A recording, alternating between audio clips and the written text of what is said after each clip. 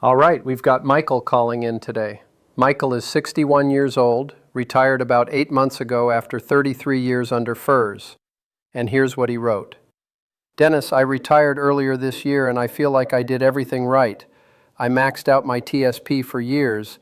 I've got about $680,000 sitting in my traditional TSP and I own my home. But now that I'm actually retired, my financial advisor mentioned something about a tax time bomb, and I honestly didn't fully understand it. I'm not taking Social Security yet, my pension covers most of my bills, and I'm wondering, is it true that I could actually pay zero taxes on some of my money in retirement? And if so, what do I need to do right now to make that happen? Michael, I love this question, and I want to tell you something first. You did do a lot of things right. 33 years of service, a solid TSP balance, your home paid off or close to it. That's a strong foundation. But your advisor is correct. There is a tax issue building inside that traditional TSP, and the time to deal with it is right now, not at 73 or 75. Let me explain exactly what's happening and what you can do about it. Here's the core problem. That $680,000 in your traditional TSP, the IRS hasn't touched a single dollar of it yet. Every contribution you made went in pre-tax. All the growth happened pre-tax. And when you pull it out, every single dollar gets taxed as ordinary income. Now here's where it gets serious. When you hit your RMD age, the government forces you to start withdrawing whether you want to or not. And if that balance has grown to $1 million or more by then, those forced withdrawals could easily push you into a much higher tax bracket and trigger surcharges on your Medicare premiums. That's the tax bomb your advisor was talking about. So to really understand how to fix this, I want you to think about 3 buckets. The first bucket is taxable. Your brokerage accounts, savings, CDs. You pay taxes on the growth every year. Fine for an emergency fund, but you don't want to overfill it. The second bucket is tax deferred. That's your traditional TSP, right where all your money is sitting right now. Good for building wealth while you're working, but every dollar that comes out gets taxed as regular income. The third bucket, and this is the one you want to be building, is tax-free. Roth IRA, Roth TSP. No federal taxes, no state taxes, no capital gains, and it doesn't affect how your Social Security gets taxed. Once money is in that bucket, it grows completely free for the rest of your life.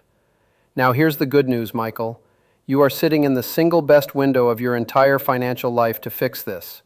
You are 61, you are retired, your pension is covering your bills, and you haven't started Social Security yet.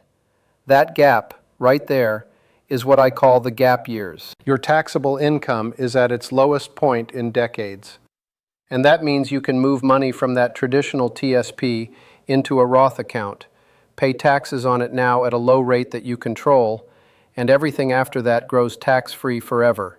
No forced withdrawals, no RMD bomb at 75. And here is something important coming in 2026.